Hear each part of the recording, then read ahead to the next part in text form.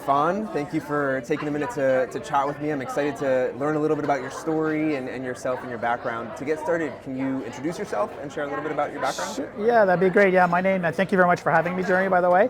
My name is Stephane Rivard. I'm the co-founder of a hiring branch, and we're a platform that helps streamline hiring and improve performance.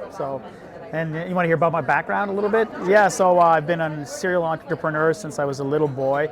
I think my parents took me to Disney the year that Disney opened, and I told my dad, I said, Dad, I want to run this hotel. And ever since then, I've done crazy amount of things, including selling Christmas trees door to door to where we are now. We're running a HR tech company.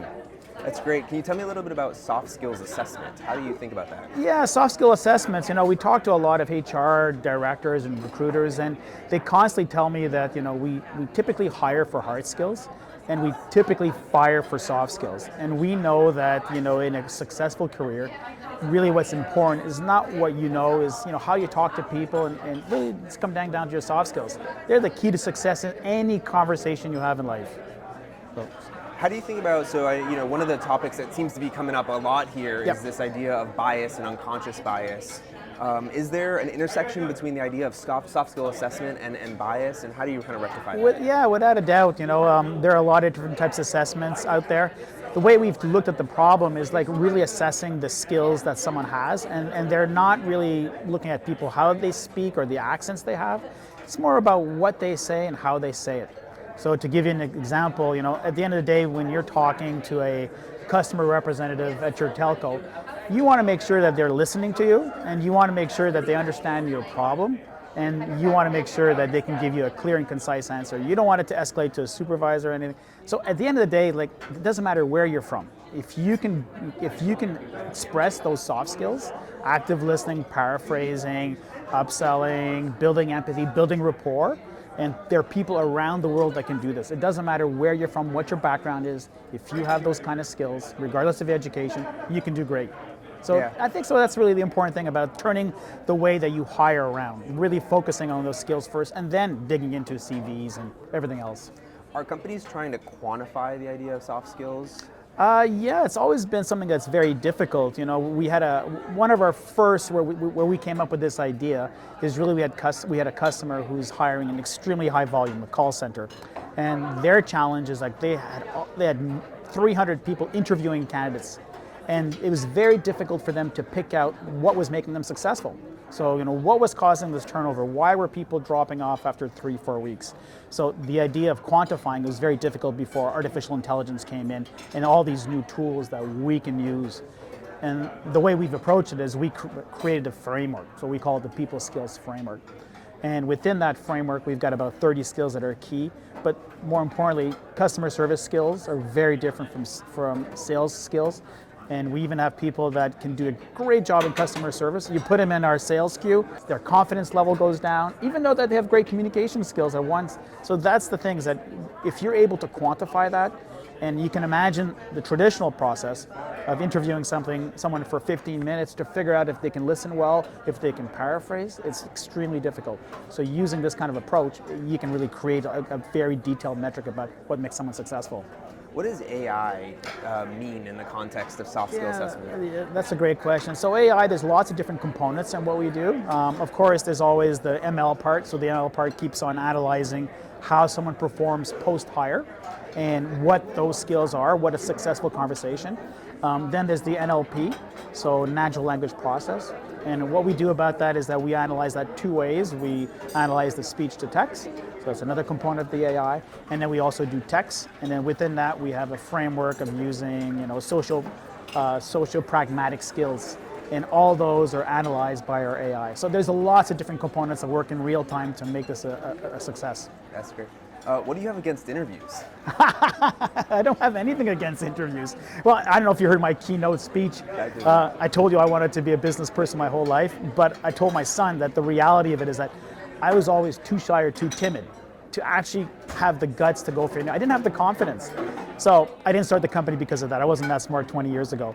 But I don't have anything against interviews. I think the problem with interviews is that when you're trying to look at CVs for jobs in customer service, you're already eliminating a lot of people. And you don't even know how they're going to perform. So I think that the interview sits better at the last process Why don't you evaluate what they say, how they say it? Can they actually do the job? And then from that, you end up a smaller pool of candidates, and then you interview them. Yeah, so, I've got nothing against interviews, but it's a great discussion piece, my t-shirt, so. What do you think the future looks like in terms of the process of hiring, recruiting, and assessing candidates? Is it going to be a new sequence of steps? Is it going to change fundamentally from how companies are approaching it today? Yeah, I think, like right now is like most companies that are hiring, the first thing they do, especially where we have to talk about keeping the context of frontline workers. So the face of your company. So people who work in, financial mortgage brokers, those type of roles. Looking at a CV is probably not the best start. So we're seeing that the interview really ends at the end, not at the beginning. The CVs goes after this. So when you're looking at, you're under pressure, you get 1,000 CVs, 500 CVs, you have to parse this down based on what's written. And sometimes you have candidates who may have great communication skills. For example, someone who's raised a boatload of kids and had the whole life. I bet you that person has great soft skills, but they may have 5 or 10 years of holes in their CVs. So that's an example. Or someone who's been a speech pathologist, that they have to put these people at ease, help them. It's very, very specific skills. So I think that when you're using a CV approach, an interview approach, you're skipping all those 27 million hidden workers according to Harvard Business Review. You're skipping those, and you have to open up your pool, especially in a tight market. Different type of question for you. What do you love about what you do? Oh, I love solving problems. So I've always looked at things and solving problems. I play chess, again, solving problems. So trying to streamline and looking for a better way to do things constantly. So we started this exactly to solve that problem. And our customers came up to us and told us, we don't need interviews anymore. So we solved the problem 2 ways. First, we streamline hiring. You can hire someone within 48 to 24 hours. The other problem we're solving is we're giving them metrics that they didn't even know what skills were making them successful. So we were talking to a large telco. He says, so what soft skills are leading to successful conversations? They had no idea. So we were able to do that for them. So those are things I like to do, trying to streamline operations, improve profitability, returning value. And what's probably most rewarding is you're giving lots of people different opportunities that they never had before by using this kind of approach. So that's really rewarding. Last question for you. What's your advice to the young person out there that sees Stephane, and says, hey, I want to be an entrepreneur one day. I want to start a company and build something.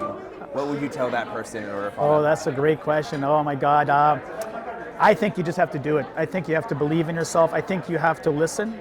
Sometimes probably the best advice is talk to people who've done it. Surround yourself with people who are willing to help you, and learn, constantly learn, read, learn, and listen to your customer, listen to what people say, be coachable. And I think this is advice in life and marriage and anything you do. Be coachable and be open-minded. And with that, you're going to get some great results. Well, I'd certainly agree with that. Well, yeah. Stephane, thank you so much for taking a minute to chat with me. I really appreciate it, and I'll see you around the conference. Yeah, thanks, Jeremy. Great talking to you too.